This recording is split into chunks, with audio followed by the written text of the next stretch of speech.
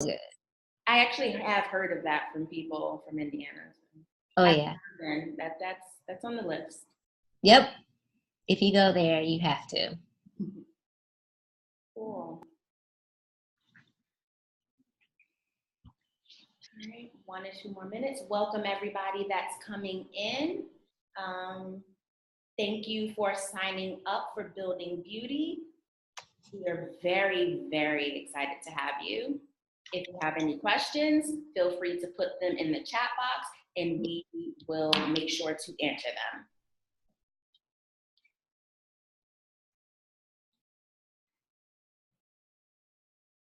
Some awesome questions here.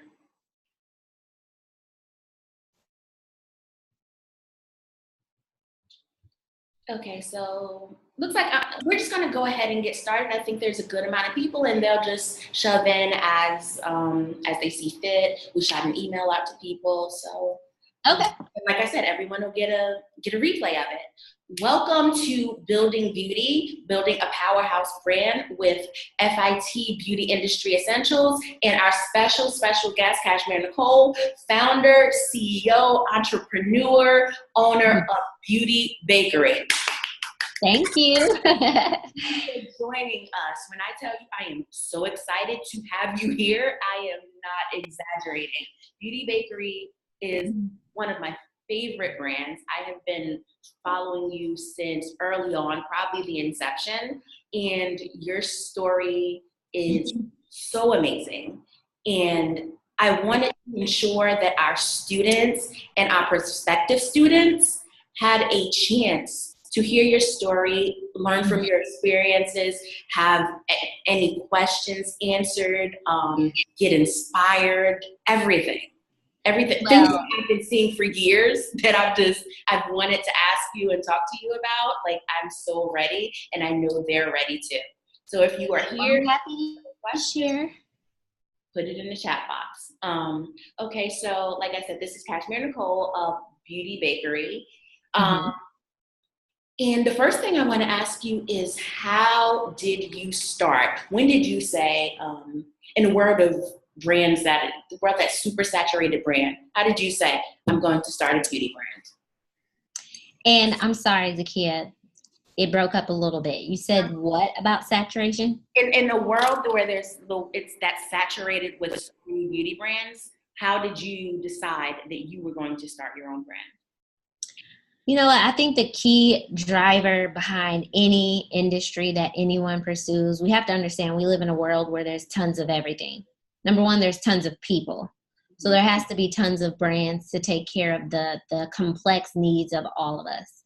So I never looked at that. That was never a factor in determining if I was going to put a foot in or not.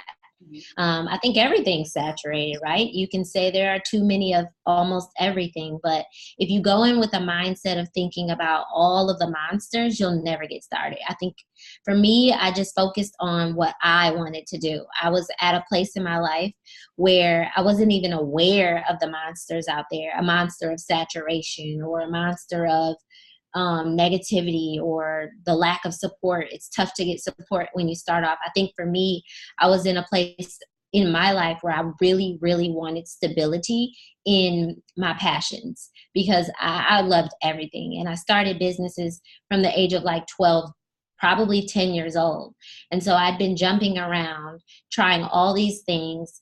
I got pregnant at 16. I had my daughter, and I wasn't able to pursue anything. But maybe around the age of like 21, 22, I started to get my hands dirty again with playing with art in different forms. And I decided, okay, you have to be serious about whatever you touch. And so I decided, all right, it's going to be a cosmetics brand. And I know that part. The name of it, I don't know what it's going to be yet. And it took me a few months to come up with the name and really start to get that ball rolling. But to start, it kind of began in me. Like, what do you want to do? What will keep you engaged for 14, 16, 18, 24 hours the next day? What's the one thing that you do over and over and over and you love it so much that it doesn't matter how long you do it? It doesn't matter if you get paid or not. You just really love doing it. And that's when I think I found out a lot more about myself as I was trying to figure out what this brand would be. So I think it starts with knowing who you are and what you enjoy first. Did you have a beauty background previously, or did you just jump in without any beauty experience? No, I didn't have a beauty background. I had a business, I guess you can call it an admiration. I admired businesses from the very young age. I was at the library every week with my mom renting 10 and 15 books on business plans and how to start a business. And I tell everyone this story, but it's so funny. I remember being, young, and you would hear the TV from another room, and it would be a commercial saying, hey, when we get back, so-and-so is going to tell you how she started her brand. And things like that would get me going. So I'd run back to the TV and I'd wait and wait. And they'd be like, the person would come on and say, just follow your dreams. And I'm like, really? That's all you're going to tell me? I thought you were going to give me step one, literally walk me through what you did. And I was wanting that so much. And it's so funny in hindsight, because I know now that when I'm asked today, how did you start? People are probably looking for those very intricate details, but it does really begin with you. Like, first off, please know if this is something you even want to do. If you're pursuing it because you want to be rich, that's probably the worst reason, because wanting to be rich isn't going to motivate you to get up every single day. And when doors are slammed in your face and you're told no, and you have customers complaining and they say they hate your product and all of this, what's going to keep you going every single day? The fact that you may become rich? No, it's going to be the thing you're most passionate about. Absolutely. I tell students and people who want to break into the industry in any capacity, whether it's creating a brand or breaking into product dev or various facets of this industry, you have to know your why. If you don't know your why, you will crumble when it gets hard. Yep. Beauty is not always beautiful, I've seen it time and time again. You definitely knew your why. You knew that it was going to take some 18-hour days, and some people weren't going to like your product, and stability testing might not go well one day, or a door might slam in your face. So going past that, you have to know your why, because you always have to check in when things get hard. So yep. You started off with that. Let's take a step back a little bit. You said that when you were looking for business inspiration and you saw these people on TV talking about their businesses, you were disappointed when they said, just follow your dream. You wanted tangible steps. Could you tell us some of the early tangible steps that you took to begin your brand? Well, since you're going to be giving this thing some, I don't even know, certain amount of time, I think it is, number one, first, important to make sure it's something you're passionate about. So you're doing a quick rundown to see, what do I love? What can keep me busy? After you've done that, maybe now you're coming up with, you're starting to do a little research on the market itself to see what's going on in that market. And kind of like, is there a place for me? But my is there a place for me search was really just making sure that there was no other beauty bakery. Like, I wanted to make sure there was no one out there already doing what I really wanted to do. And initially, I didn't know for sure what I wanted to do in beauty. I was coming up with different names for products and names for the company, but I was just checking to make sure that they weren't already taken, doing my own research. And then I went, and what you'll learn about my story is that I did things out of order.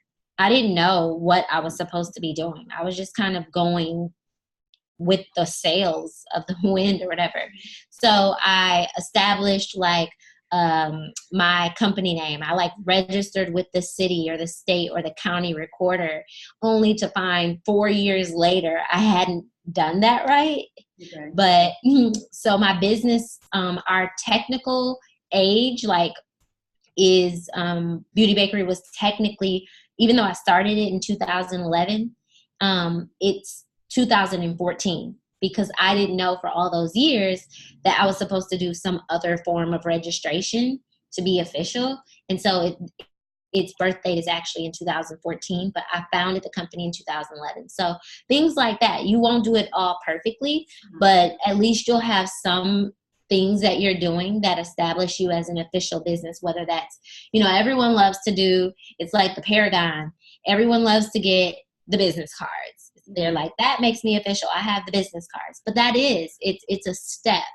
You can get your business cards. You can start establishing your Instagram profile and your Facebook profiles. You can reach out to a website provider and see if they have the domain name available for you, so you can, set that aside and start thinking about all of those things. But your initial steps are going to be making sure that everything tied to the name of that business can be yours.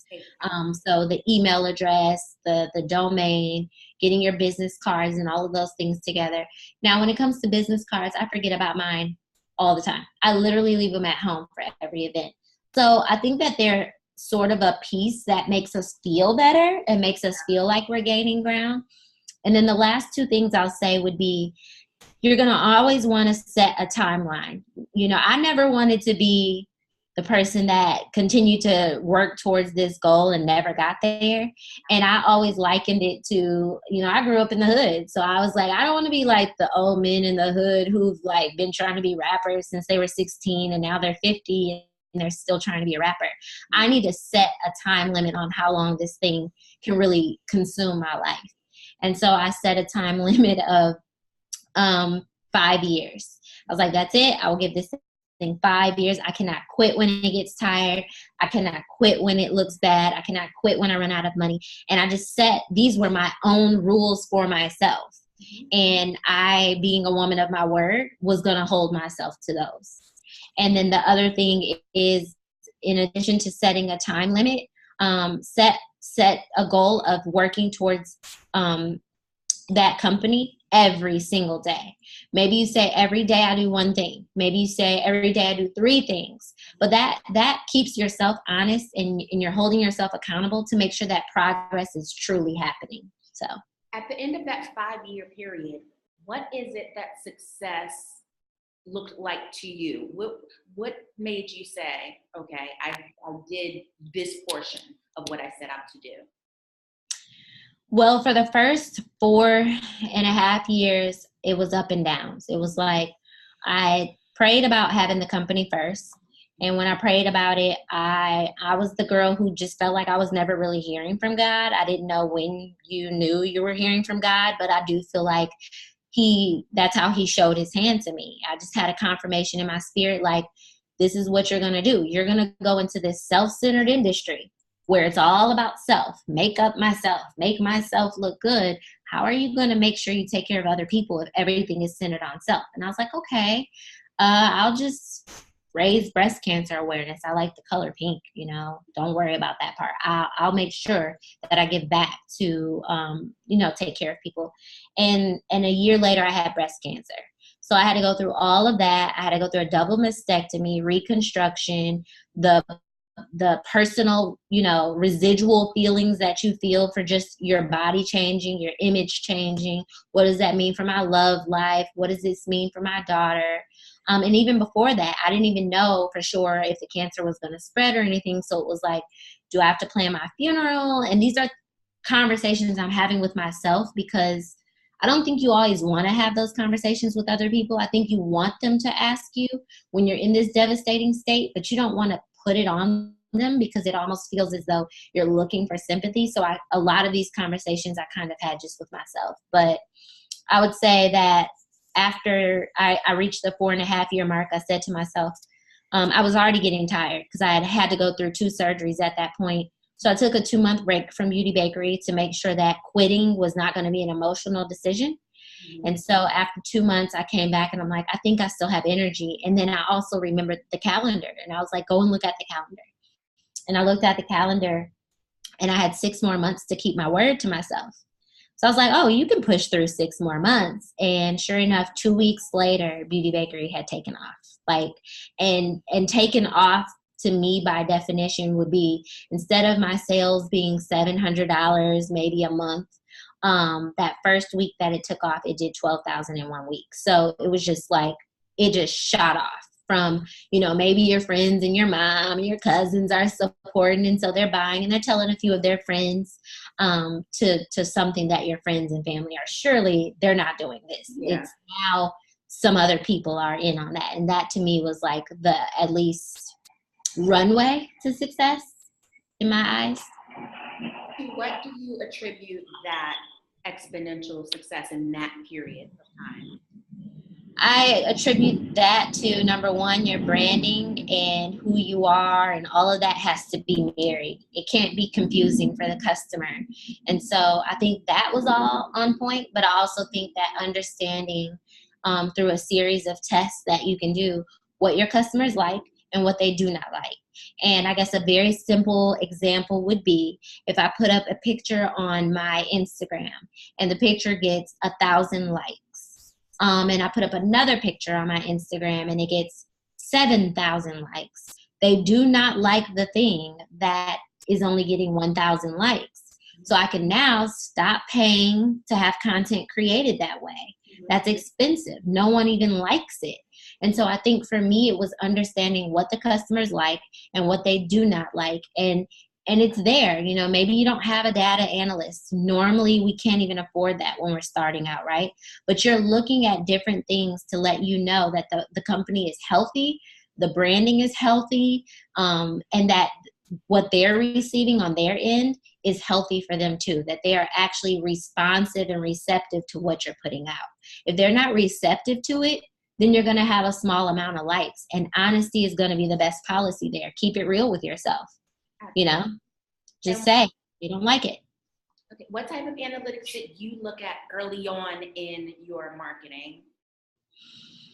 I would peek around in Google Analytics and I would try to Google and understand what the different terms meant.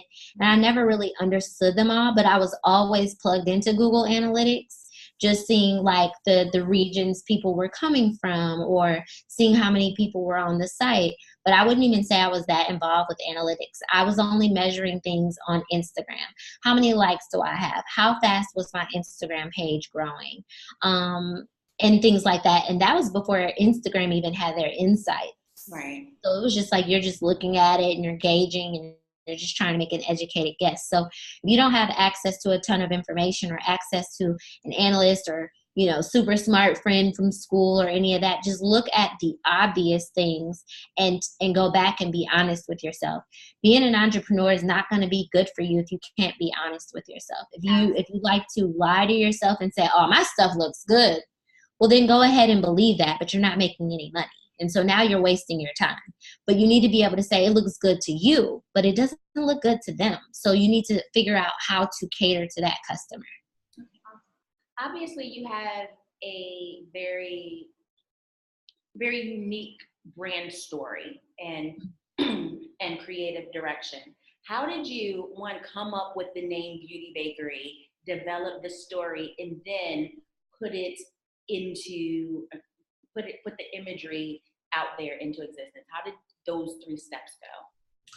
So I came up with the name. It took me a while. I'd come up with like eye candy and a few of the others out there. I for some reason, I was definitely going along the lines of bakery and pastry. Mm-hmm. I think I played with an idea of it being wine related, but that didn't really resonate with me that much. And so I played with a lot of different bakery style names, and I then went with my friends on a trip to Miami, and we were at Aventura Mall, and there was a gourmet cupcake shop. And it was just called Gourmet Cupcakes, I think. I remember the name being Gourmet something. And I thought to myself, Beauty Bakery. And I had beauty already, right? We knew it was beauty, but I was like, how about Beauty Bakery? Just be a bakery. So we were really happy when my friends and I, because I was the friend in the group that always did everyone's makeup. Right. So even though I didn't have this long history of doing makeup or would ever consider myself a makeup artist, your friend in the group that does the hair is the hairstylist, just by way of doing our hair. So that was kind of how the name came about. And then all of the branding that came along with it, I thought, wouldn't it be awesome if all of it was just tied in together? Like all of it was like your name is Beauty Bakery. The packaging is bakery style. But then that third component, the story, it came along later. Tying that all into the sweet life came along way later. Like the sweet life was always part of like the slogan, and then saying better, not bitter. I got that because I was literally in the hospital one day, laying in the hospital bed and frustrated about being a single mom, having to be in food stamp lines or Section 8 lines, or, one winter getting coats donated to ourselves, and just unhappy about the state of my life overall. And I didn't really see a way out, but I told myself that's the worst way to think. You don't see a way out. Are you ridiculous? Like, stop it. You've heard you had breast cancer. Should you just dig a hole and lay in it and just die now? Or should you keep fighting? And I told myself that it's better for me to be better than bitter. Bitter is going to keep me sick. Bitter is sick for my heart. It's sick for my energy. It's sick for everything that I'm projecting probably onto other people.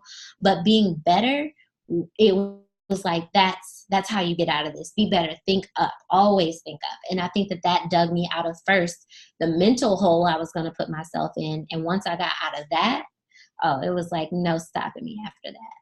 That's so awesome. Mm-hmm.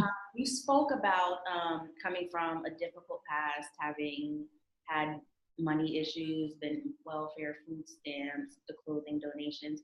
How did you go from that to saying, I want to start this business? It takes money to start a business. It takes money to develop product, to go through the testing, to do all of this, to create a website, branding. How did your mind shift from the lack to I'm gonna make it happen? Can you hear me? It was just that. It required a mental shift, a fundamental change in the way that I'm thinking about things. And I think that, I was younger than my brother. I was the bratty one. I was the crybaby. So I probably was a crybaby clear into my 20s. But post breast cancer, I can't cry if I try. Like, I mean, maybe, obviously someone passing or something, devastating can bring me to tears, or just the thought gestures that are really loving can bring me to tears. But the Cashmere prior to that, they're two totally different people. So the gap in having $5 to make it for the rest of the week to running now this business with 25 employees and outside sales, it was a mental shift. It's telling yourself that, you know what, another rule that I have, in addition to giving this 5 years, in addition to saying I will do 3 to 5 things per day to advance this business, was getting rid of all negativity. It didn't matter in what form. So I said to myself, if people are calling me and they need advice on, do they need to dump their man, or, the he said, she said that we all end up in sometimes as females, I just did away with it. I wasn't going to participate in it. If I'm on the call, I'm looking for ways to get off the call. If the phone's ringing too much, I'm telling myself I'm limited to 2 kind of personal calls per day. Like, I really got really strict with my time. Because if I'm on the phone giving advice to 5 people for 15 minutes each call, when am I a mother? Number 1. And then how can I give time to the business? Number 2. So I had to streamline my whole day. I had to stop talking to guys that wanted to date me, who were just wasting my time. I had to get really, I had to become really clear with myself and with others about what I expect to do with my time, and make sure that people understood that and respected it as well. So if I'm talking to a guy and things don't look like they're progressing, well, things are progressing with my business on the daily basis. Things are progressing in my motherhood on a daily basis. Why would I let you come into my life and not progress me on a daily basis, or allow me to progress you on a daily basis? Like, if it's going to be stagnant, I wanted no parts. Absolutely. And I think now my life is just so quiet in terms of my social life. My friends and I, we still interact. But it's nothing that's taking my time up on a daily basis. Everything now, my time now, I'm allowed to focus on my business and employees, my daughter. It's wonderful. It seems like you've done a lot of time management. What did your days look like early on, from the time you woke up to when you laid your head down on early on in your business? Good question. I would wake up, get myself together, go get my daughter up, get her together. Maybe there's breakfast. Maybe we have to run and get the breakfast. But getting the day started, I would get her off to school. I would have a makeup bag with me, maybe touch my makeup up at work before, work started. And then I would start my work day. And I was a nurse formerly. And so I climbed the rungs of the ladder of nursing and ultimately ended up as an analyst with a team of pharmacists. So I was in an office environment, but I would go to lunch. You only got your 15-minute breaks. You know how work is. You get your 2 15-minute breaks, your hour lunch, and all of these things. And I would try to fit all those things that we do to manage our life into those 2 15-minute breaks in that lunch. It's like, oh, I need to call about the AT&T bill, or I need to figure out this thing or that thing, or I need to sign her up for basketball. And then when I would get off work, I would go pick my daughter up. I would prepare some type of dinner, and I would pull out that laptop and dive into Beauty Bakerie. I didn't sit around and watch movies. I didn't get to go to the club. I didn't go out to eat. My friends took trips to, Cozumel. And, it was only once or twice a year that they'd hit me up, and I was never able to go. And not because of Beauty Bakerie all the time, but sometimes I didn't even have money. I'm short almost on my rent, and I can't go. So it was it was really restricted and just this really regimented day. Everything was in order. And in hindsight, I'm recognizing that. I don't think I knew it at the time. But then as Beauty Bakerie started to grow, I recognized that I was spending an hour of my day at my nursing job working on Beauty Bakerie. Then it turned into 4 hours. Oh, shoot. A total of 4 hours I spent sitting working on Beauty Bakerie. Wow, that's a lot. Once it got to the point where I couldn't even go in and I had to use PTO, I was like, maybe I'm not supposed to be working at the nursing role or at the hospital anymore. Maybe I can go onto my own payroll now. And I was never really sure of if I could or couldn't. But that fall that it took off, a friend of mine from middle school, he happened to have a really strong background in finance and operations. I was telling him about the business, and he was like, you actually can go onto your own payroll. And I was feeling bad because I wasn't even helping that job reach their goals. And I was like, I just really need to go in and give them a notice.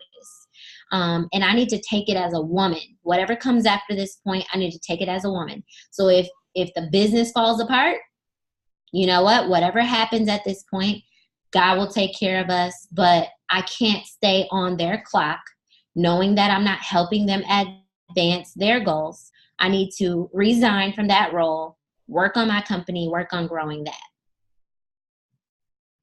Okay, awesome. That's really, that was actually really good information. How were you, so that's essentially how you were sure that it was time to strike out on your own and say that this is my business and I'm going to stand in it and take whatever comes. That's really, really awesome. And I think a lot of entrepreneurs completely understand that moment when you're at your job and you're like, okay, it's time to go. You don't know. And no, there's not always going to be someone there to tell you. But I think that if you're bringing in income and you can stand on your own 2 feet, even if it's just for the next 3 months for sure, then you should go ahead and take the leap and just jump. Don't think too much about it. If you have enough to eat and pay your bills, jump, take the plunge if the company is now bringing in any funding. That's really awesome. One of the questions that we got, and I think it's an awesome pivot, is were there any emotional challenging aspects you faced when deciding to start your business or shift from your day job into your business? Yeah, I think I went back and forth. There were some people who were still, the brand, had taken off and was doing really well in sales that fall. And there were people friends, some just associates that were like, oh, you're going to quit your job. You shouldn't quit your job. You should just continue to do them both. But that's easy to say from the outside looking in when I'm getting off work at 5 or 6, sitting in traffic, getting home to my daughter. I don't have to help her with her homework that much. She's pretty awesome, but just interacting with her, speaking life into her. You got to have time to do that part, and then packing orders until 1 and 2 a.m. and then getting back up, reporting to work. All of that started to become so much. Like, I was so tired. I remember one night, like, laying in my bed, and my daughter just came out of nowhere and was just rubbing my feet. And it felt so good. Like, they were hurting so bad from standing in the kitchen, our entire kitchen taken over by orders, our living room taken over by orders, and just trying my best to get them out on my own. Not thinking operationally, because I wouldn't have known, but not thinking about, how do I really get these orders out? Like, am I really going to even get them out on time?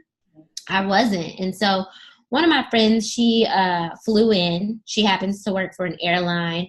And so, she's able to fly for free. She flew in to help me with the orders. And I think we still weren't able to knock them out. So, the emotional roller coaster you go on is the unknown.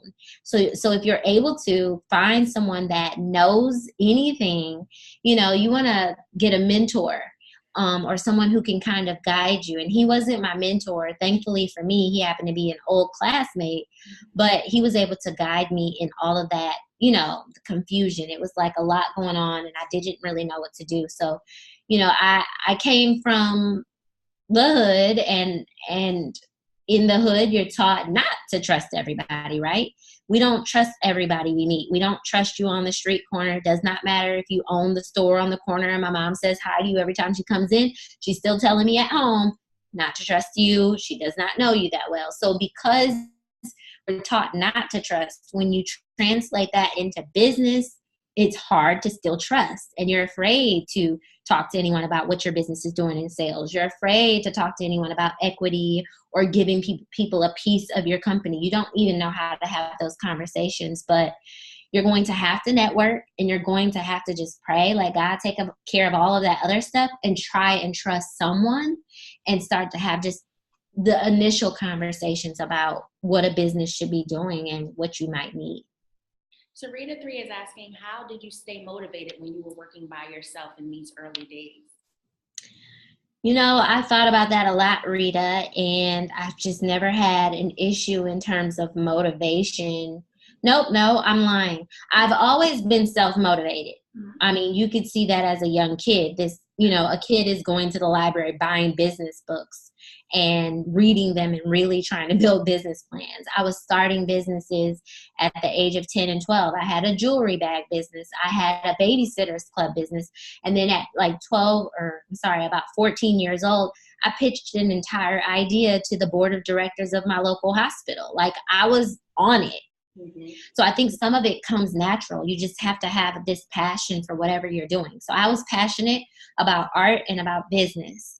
And I think then as you grow and as you become an adult, you come up against different stumbling blocks. I had, my friends and family aren't supporting, which now I have different views about what support even means. I think they were supporting. People are just busy living their lives. Or I don't have enough money, or all my friends won't talk to me, so now I'm mad, or I'm not dating this guy. You have all these reasons and all these things that, honestly, they're noise. All of that is noise. They focus only on those 3 things you said you were going to do today.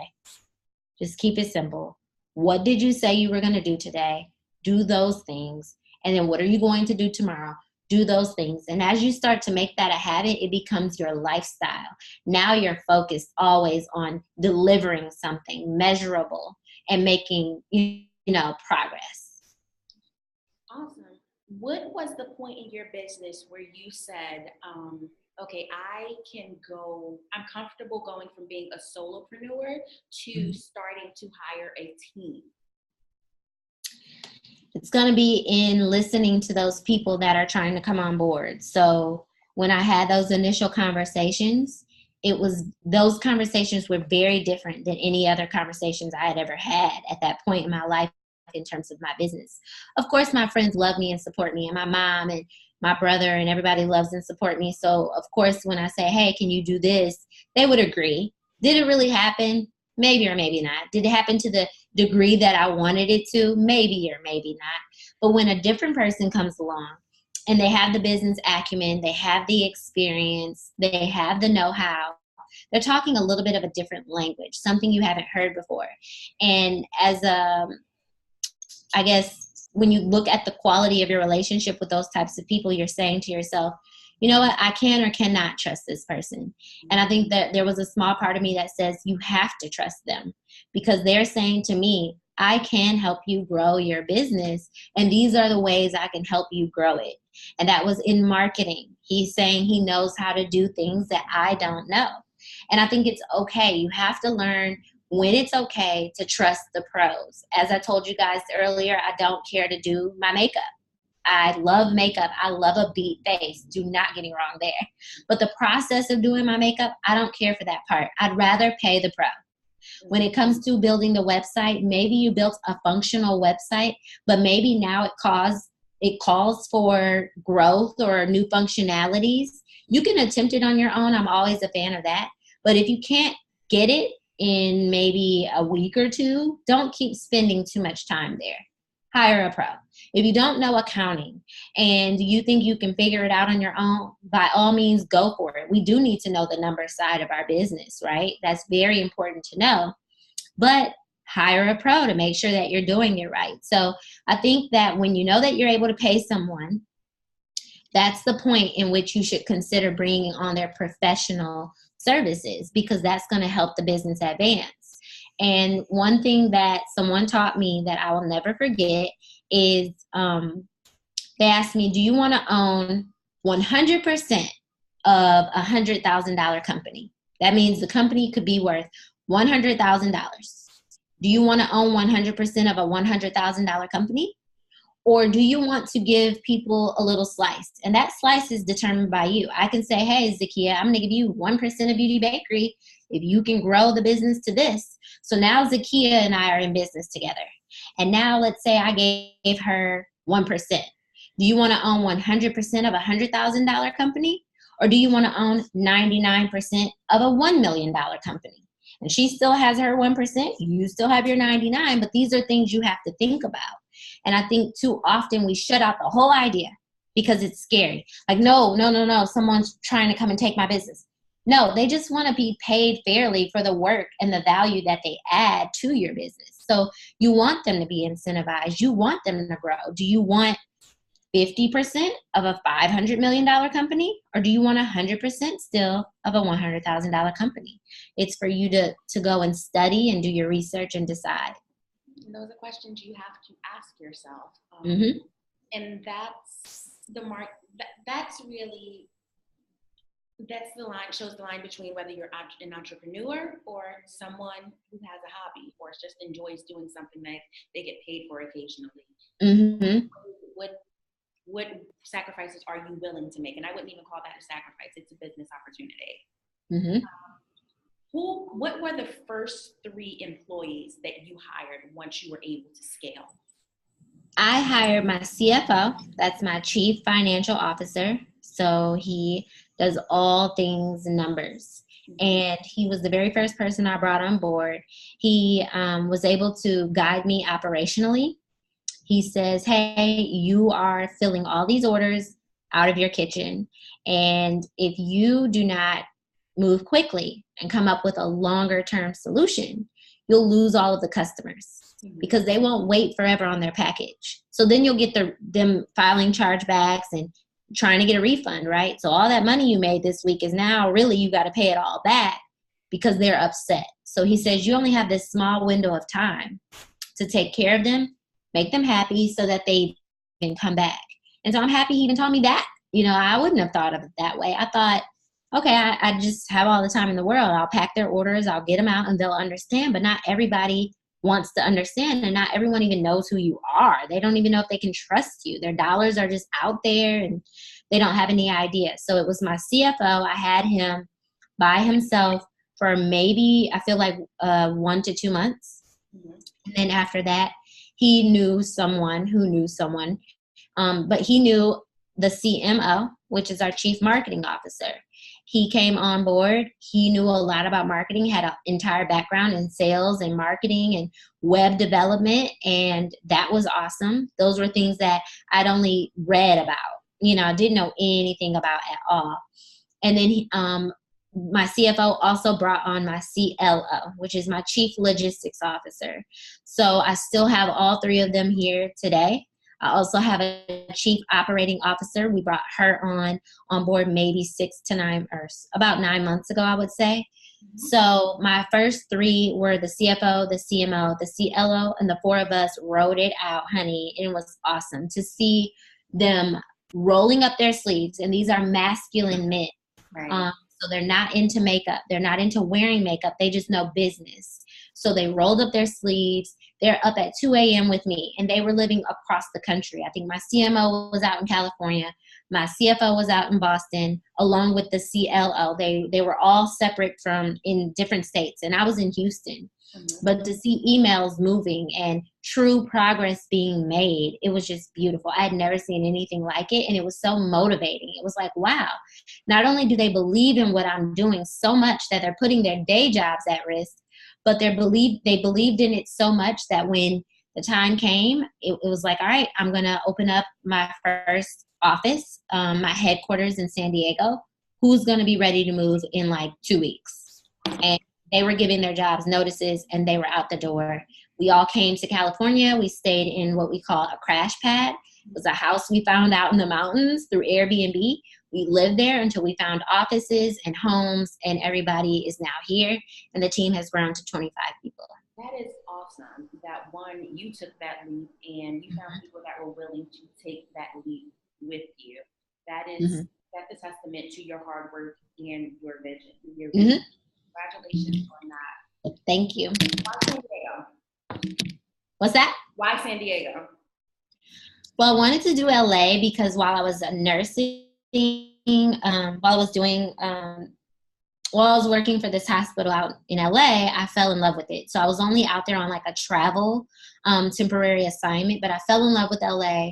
And I had gone through like depression and just sadness overall, just for wanting something so much for my daughter, like wanting a certain path for her life, knowing that two people weren't going to be able to provide that, but only one, was very difficult for me to accept.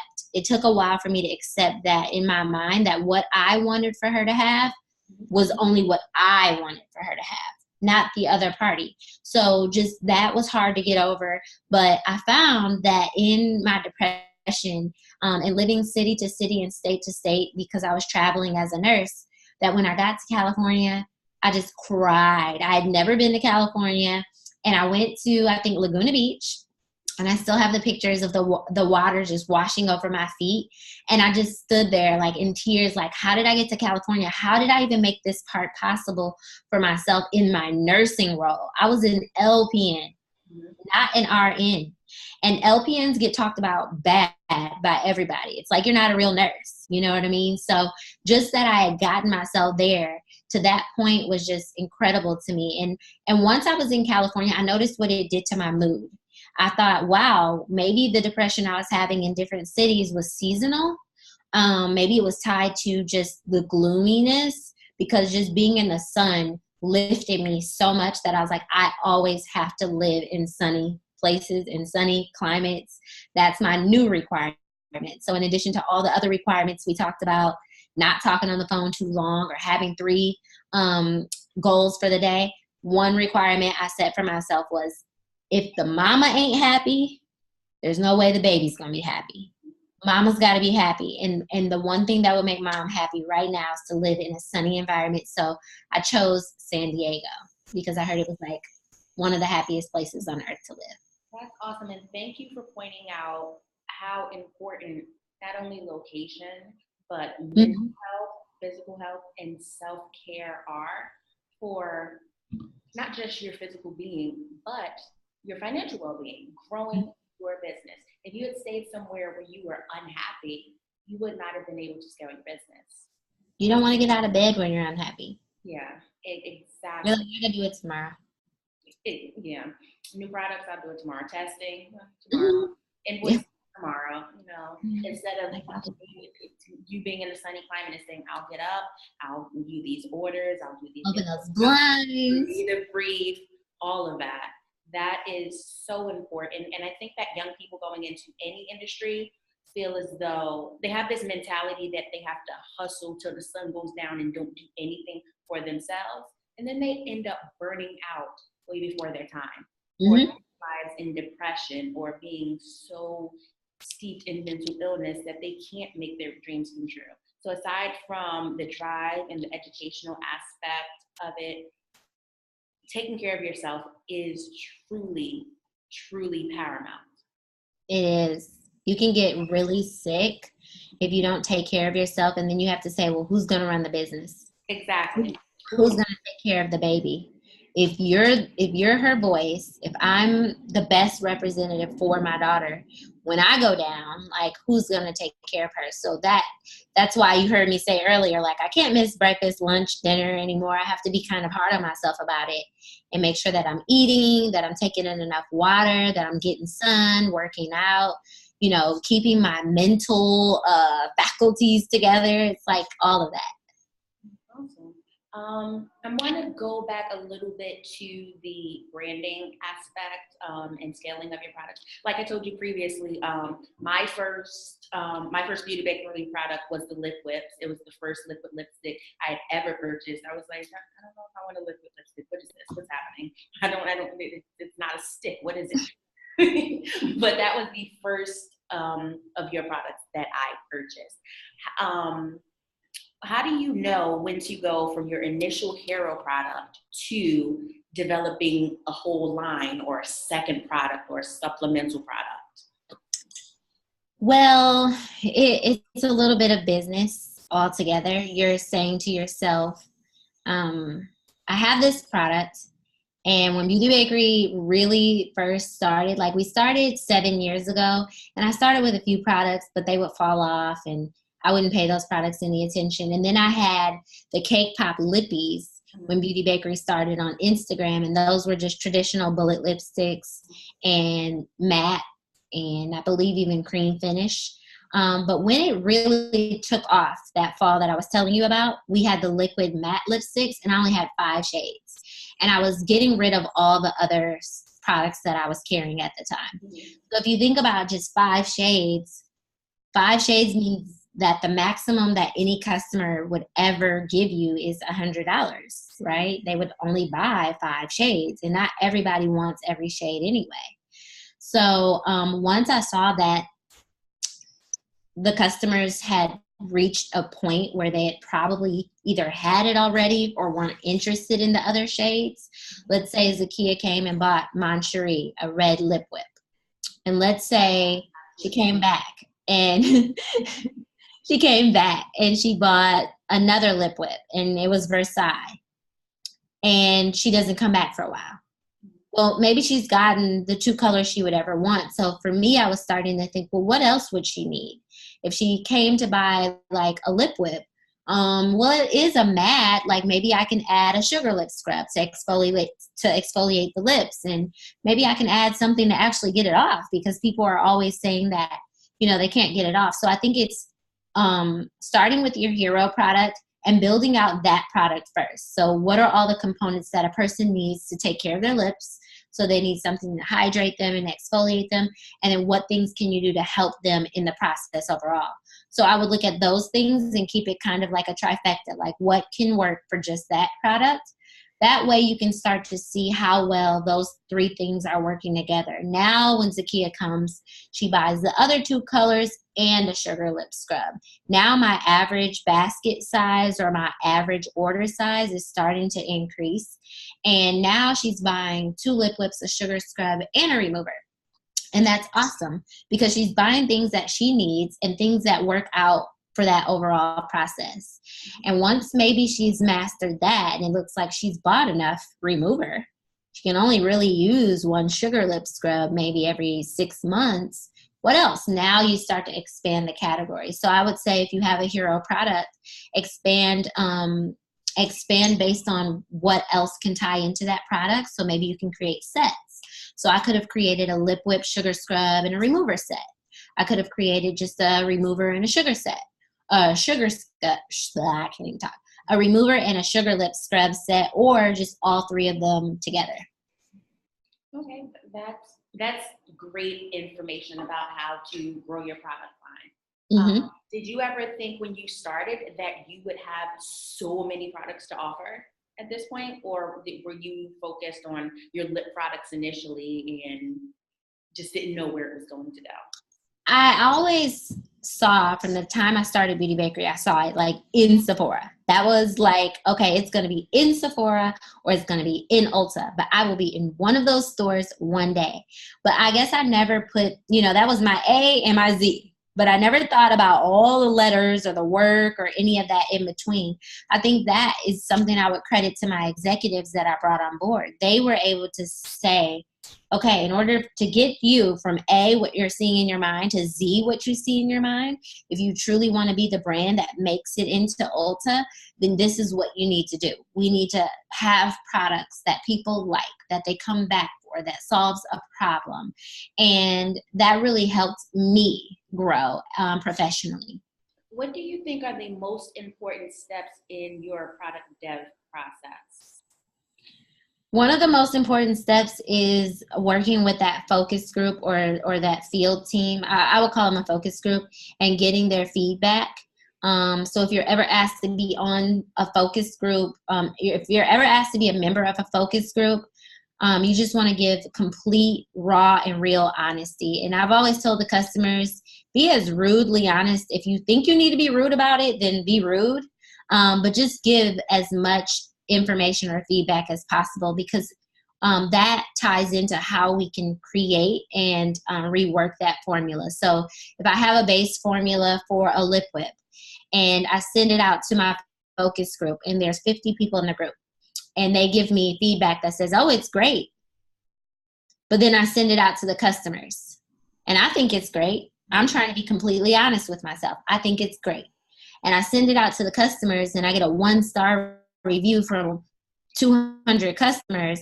Now I'm like, well, did everybody, was I surrounded by too many yes men? So I don't always like to get information from just family or just friends. I think you want to diversify your focus group and make sure that it's a diverse group of people who know you and people who don't know you at all, because then you're sure that you're getting the rawest and realest information, and you can then improve from there on a formula. I want to go back to the Q&A. I want to make sure everyone's questions are being asked. Sarita3 asks, can you involve other people in your business too soon? How do you know you're ready to involve business partners or mentors, but also be able to stay true to your vision? You can involve people too soon. And I think that you're going to mess up. And I don't typically, like, friends can tell you that I've said this to them. My mom can tell you, my daughter can tell you. I don't like to do too much, and I don't like to answer or give advice too much, because what has helped me the most was bumping my head. I've been burned by people. They stole my money and didn't make my website. It looks all good, from the outside. They stole my money. They never built my website. That happened with 2 people. I've had people take my money and say that they're going to build something out, and that didn't happen either. I would probably say in total, probably 5 good times. I had a content creator say that she was going to create content, and she shot all the pictures with no instruction, and they weren't on brand for us, and was unwilling to reshoot them, shoot anything on brand, sicked her lawyer on me to get out of it. It gets ugly. But I think that bumping your head is kind of a part of the process. It just it comes with the territory. So I would say that, yes, there's a ton of things I did too soon or too late. And you learn what those things are, because your business is like your child. It's like your baby, and no one knows your business better than you. And if you bring someone on board too soon, oh well, let them go. Let them go too soon. They can go too, right? You don't have to keep them on board. And if you recognize that it's not working out, then just cut it and keep moving. Absolutely. I definitely want to be respectful of your time. We're hitting about an hour, so I want to wrap it up. Okay. If there's any more questions, please put them in the chat box so I can ask Cashmere before she goes. And what I really want to focus on is you have been amazing about being inclusive in your branding, in your product development, in your entire process from day one. Some other brands, not so much. I think a lot of brands are getting better at it. Why is the diversity so important to you? It comes from a variety of different places. Number one, I've been the underdog. I've been the underdog at school. Maybe I just was the quiet one, and maybe I didn't have all of the friends, or I've also had all of the friends and had all of the friends get mad at me. And so I know what it feels like to be the underdog just in this world of just interacting with others. Being Black, we're underdogs. People typically talk about how disgusting we are, how we all are on welfare. Well, I took welfare and made a multi-million-dollar business. So I don't really know how bad welfare really is when I was able to use that to grow. It was like a foundation at the time, and I needed it for when I needed it. And then I went on to do very great things. So you're an underdog as a Black person. And then you're an underdog as a woman. Sometimes in some of the relationships I've had in the past, I just was the underdog. I wasn't quite a woman yet. Maybe I was still a teenager learning things and growing, and I wasn't as assertive and wasn't using my voice in the right way. And I think when I look across that spectrum of being even the little sister, and not that my mom had favorites or anything like that, but my brother, he probably just knew more sometimes. And I'm the little one thinking I know things. But when you think about what it just feels like to be thought of second, or to be an afterthought, or being in relationships where you've been cheated on, being in friendships where someone wasn't as trustworthy or they betray you. I think that spans so many different things. It spans socioeconomic statuses. It spans skin colors and skin tones. It spans our weight. I'm very thin, and I do not appreciate people telling me, "You're so skinny. What do you eat?" Well, I eat, clearly, right? So when you think about all the things that are hurled at you over your lifetime, one would have to step back and say, how do I take care of everyone? What does taking care of everyone look like? And we talked about this the other day in the Diversity and Beauty Summit about componentry. Did we make this cell phone for handicapped people? Can they easily access phone numbers? Is that being diverse? Or is it going to continue to be this black and white argument? I think us as Black people are exhausted with the argument about our skin color. And I think that for me, I wanted to just take the focus off of just us, and for us to include the others that are typically forgotten about as well. And that is the masculine men. They have needs for their skin as well. The transgender people, they have needs. Gay people, lesbian people, everyone has needs. Everyone wants to feel important at the end of the day, and everyone just wants to feel represented. And what you do at home, behind your doors, or whatever you do in your personal life doesn't have really any bearing on anything. It's just showing up and creating products that work for all people and represent what this world really is, which is a diverse world. So that's great. Thank you so much. Tiffany has a great question. Where do you see Beauty Bakerie in 5 years, and do you still have daily goals for your company? Yes. So in 5 years, I see Beauty Bakerie expanding more and more worldwide. It will probably be in a lot of the major retailers worldwide. I see myself just continuing to create and create more products, improve our current products, and expand the line, hopefully into like skin and body and things like that. And as far as daily goals, I do, but now they're a little bit more complex. Now that I have like 25 employees, I have goals for the logistics department. I have goals for the marketing department and the creative department. I have goals for finance and customer service. And even though I don't have to check in on those goals every single day, I kind of can't help it. I kind of want to know how they're doing. So sometimes I just do little things to peek in on them to see how things are going. Or I also speak with each executive every week. We do a one-on-one, and they can give me updates on everything that's taking place underneath their purview. And I can see, like, do they need help with anything? And then I would say that my boyfriend, he probably kept me honest. What I liked about him is that he had goals for like every part of his life. And that helped me to create goals for every part of my life. So now I have like my motherhood goals, my goals as a CEO, my goals as a friend, my goals as a daughter, my goals as a sister, and all the different roles we play every day. Set goals for yourself. And it's difficult to even peek in on them on a monthly basis, but I set a timer in my cell phone to kind of remind me to go in and take a peek at them. And it feels good to know that I'm making progress on them. Like, oh, I need a will. Like, oh, like I want my daughter to know how to book a flight before she leaves for college, or, oh, I want her to get baptized, or all these little things. But I would say that setting daily goals is great for your business. But as you grow and as you expand, start to refine that process and set goals for every part and every aspect of your life. Even if you don't reach them, just put them in place so that they're there and you know that you have to work towards them.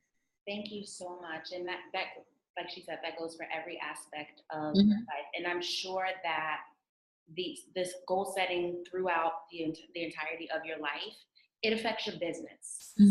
Everything, there's nothing separate in life. Every part of your life affects the other. So if you're feeling like you may be failing in one part of it, that's going to cross over into your money. That's not what you want. I want to thank you so much for your time. Is there any parting words that you would like to leave with our students or the viewership, or anything about you, your business, anything? Well, I would just say to the students that you're at a really great point in your lives. You have determined that there's a path forward for yourself, and that's why you're signed up at that school, and that's why you're pursuing your majors there. Stay focused, do away with any negativity, and lay out some goals for yourself, work towards them each and every day. And I know it sounds so cliche to follow your dreams, but following our dreams means not following the negativity. Following your dreams means doing away with all these things that are just noise. Following your dreams means bury your head in your work and follow that path. And there's just no way you won't be successful. And also, the last thing is, make sure you understand what success means to you. Over the years, people they would project onto me their definition of success. Well, isn't Beauty Bakerie just a hobby? Well, it's a hobby if you say it's a hobby, but for me, it's my career. And I didn't let their thought or their definitions of it affect me and what I knew it to be. And so, you just have to keep going. They don't mean any harm. It's probably not malicious, but know for yourself what success for you really means and work towards that. Don't work towards his definition of success or her definition of success. Make sure you know what it means for you. Absolutely. And once again, I think that's the perfect way to end, to be honest with you.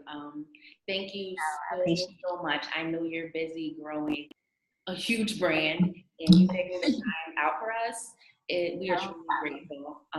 Everyone who's participating, you will receive a replay if you didn't come in on the beginning. There was some amazing stuff that we went through, so you will have it in your replay. If you left us your email address, we will send you an email. I will always also send it to you, Cashmere. If you have any additional questions, please feel free to email me. I just reply to the email that you got, and I will pass it on over to Cashmere. And thank you guys for showing up for Building Beauty. We'll reach out to you in 2 weeks with our next iteration. Have a wonderful, wonderful day, guys. Thank you, guys. Thank you so much for showing up. Take care. Bye. Bye.